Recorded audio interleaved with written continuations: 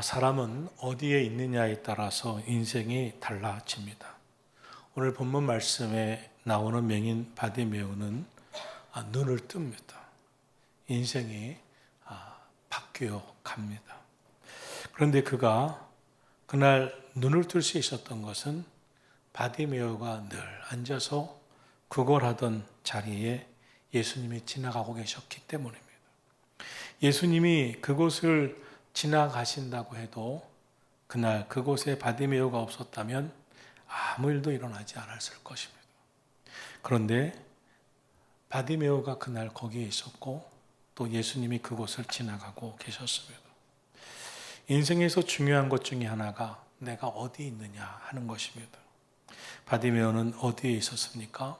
마가복음 10장 46절을 함께 보겠습니다. 그들이 여리고에 이르렀더니 예수께서 제자들과 허다한 무리와 함께 여리고에서 나가실 때에 디메오의 아들인 맹인 거지 바디메오가 길가에 앉았다가 바디메오가 바로 그 시간에 늘 구걸했던 그 자리에 앉아있는 그곳에 예수님이 그 일생에 한 번이나 두 번이나 있을 수 있는 그곳을 지나가고 계셨습니다. 참 일생 일대의 놀라운 기회가 찾아왔습니다. 우리 인생에는 우리 인생에 찾아오는 기회들이 있습니다. 꼭 있어야 할 자리에 있어서 꼭 복받을 시간에 있어서 하나님의 은혜와 복을 받는 인생도 있고 가지 말아야 할 곳에 있어서 그 시간에 잊지 말아야 할 그곳에 있어서 그의 인생에 고통당하기도 합니다. 키가 작은 여리고의 세리장 삭개오는 예수님이 여리고에 가셨을 때에 예수님을 한 번이라도 만나겠다는 마음을 먹었습니다. 그러나 키가 워낙 작아서 수많은 사람들이 있는 곳에서 예수님을 볼 가능성이 없었습니다. 그때 그가 둘러보니 그곳에는 뽕나무가 있었습니다. 그래서 뽕나무 위로 올라갔습니다. 그리고 예수님도 뽕나무 위에 있는 삭개오를 보게 됩니다. 이 여리고의 뽕나무는 키가 작은 삭개오에게 정말 그날 꼭 있어야 할 자리였습니다. 그것 아니면 기회가 없었습니다. 그곳에 있었기 때문에 삭개오는 예수님을 만났고 구원에 이르렀습니다. 아브라함의 조카 롯은 소돔과 고모라에 있었기 때문에 소돔 성이 유황불로 심판을 받을 때 그의 아내는 소금 기둥이 되고 사위들은 불타 죽었습니다. 이 롯의 가족에게 소돔 성은 있어야 할 자리가 아니었습니다. 또 사람은 무엇을 듣고 사는가, 그 들음을 어떻게 반응하는가가 중요합니다. 왜냐하면 믿음은 말씀을 들음으로 시작하기 때문입니다. 41:7절 말씀 보겠습니다. 나사렛 예수시란 말을 듣고 소리질러 이르되 다윗의 자손 예수여 나를 불쌍히 여기소서 하거늘. 맹인이었던 바디메오는 많은 것을 청각에 의지했습니다. 그의 귀가 쫑긋 무슨 소리 그 청각에 예민했습니다. 그런데 그날 그 시간에 예수님의 이야기를 듣습니다. 우리에게도 수많은 이야기들이 있지만 듣지 말아야 할 말은 듣지 않아야 되겠죠. 들어도 빨리 잊어버리는 은혜가 있어야 되겠죠. 반면에 말씀은, 구원의 말씀, 복이 되는 말씀은 꼭 들어야 되겠죠. 믿음이 더 견고하게 되고 하나님의 구원의 축복을 받는 말씀은 놓치지 말아야 되겠죠. 인생은 매 순간 삶의 결단과 선택입니다. 그 순간 바디메오는 예수님이시란 말을 듣습니다. 그때 결단합니다. 우유부단하지 않습니다. 부르짖었습니다. 이 땅에 많은 사람들이 결단하는 사람도 있고 우유부단하다가 기회를 다 놓치는 사람도 있습니다. 시간이 훨씬 지난 후에 결단했지만 늦는 사람도 많습니다. 그럼 바디메오는 어떻게 합니까? 다윗의 자손 예수여 나를 불쌍히 여기소서. 그는 부르짖습니다. 그 순간 외칩니다.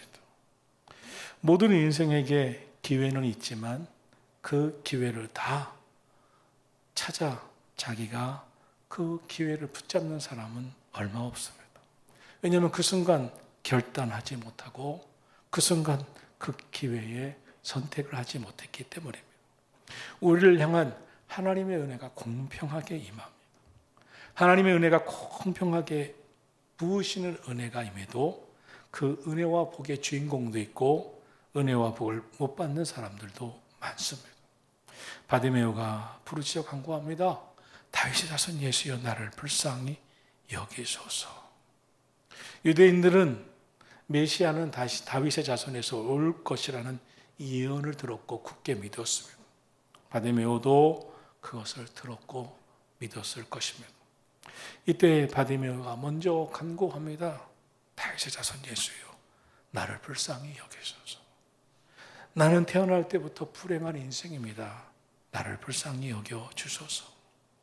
당신이 메시아로 오신 그분이라면 나의 눈을 뜨게 하시고 나의 손을 들어주시고 나를 구원해 주소서.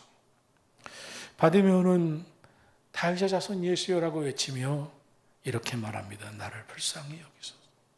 사실 세상에 불쌍하지 않은 인생이 어디 있습니까? 우리는 다른 사람이 우리 자신을 불쌍하다고 무시한다고 생각하면 못 견딥니다. 나는 불쌍하지 않다고 항거도 합니다. 나를 약 올렸다고 화도 냅니다. 그러나 스스로 자기 자신이 생각할 때 자기 자신만큼 고통스러운 존재, 불쌍한 존재가 어디 있는가 생각하며 삽니다. 바디메오는 남다른 면이 있었습니다. 주님 앞에서 솔직했습니다. 나는 불쌍한 존재입니다. 나를 불쌍히 여기소서. 자기 자신이 하나님 앞에 설 때 솔직해야 기도가 나옵니다. 솔직해야 주의 구원의 은혜를 받습니다. 나야말로 참 불행하고 불쌍한 존재지. 주님의 은혜 아니면 살 수 없는 자지. 하나님 나를 불쌍히 여겨 주소서. 바디메오가 예수님 앞에 솔직했을 뿐만 아니라 수많은 사람들이 다 거기서 그를 쳐다보는 가운데 많은 사람 앞에 솔직한 자신의 모습을 드러냈습니다. 여러분, 사람들이 자기 자신을 다 내려놓고 나야말로 불행하다, 나야말로 불쌍하다, 나야말로 형편없다, 나야말로 자격이 없다라고 말할 수 있는 용기가 어디에서 나옵니까? 그런 고백이 어디 나옵니까? 바디메오가 주님 앞에 섭니다. 수많은 사람들이 그를 쳐다보지만 그는 정말 이 시간 주님의 은혜를 구합니다. 사람들 앞에서 부끄럽고 이 고백이 정말 창피할 수 있었겠지만 솔직하게 고백합니다. 나를 불쌍히 여기소서. 구세주로 메시아로 오신 예수여. 그때 주의 은혜가 임한 줄로 믿습니다. 바디메오는 참 좋은 면이 있었습니다. 상처받는 영혼이 아니라 시험 드는 영혼이 아니라 포기해버리는 영혼이 아니었습니다. 48절을 읽겠습니다. 많은 사람이 꾸짖어 잠잠하라 하되 그가 더욱 크게 소리질러 이르되 다윗의 자손이여 나를 불쌍히 여기소서 하는지라. 그가 외쳤지만 많은 사람이 바디메오를 무시합니다. 이 거지가, 이 맹인이, 이런 말이 성경에는 안 나오지만 그런 마음이 담겨져 있을 수 있습니다. 그래서 뭐라고 말합니다? 꾸짖습니다. 조용하라고 말합니다. 잠잠하라고 말합니다. 당신이 이 거지가 왜 예수님이 가시는 길을 막느냐고 하는 것 같습니다. 충분히 그 말은 시험될 만한 말입니다. 그런데 어떻게 합니까? 성경은 바디메오가 더욱 크게 소리질러 간구했다고 했습니다. 더욱 크게 소리질러 간구하시기를 축원합니다.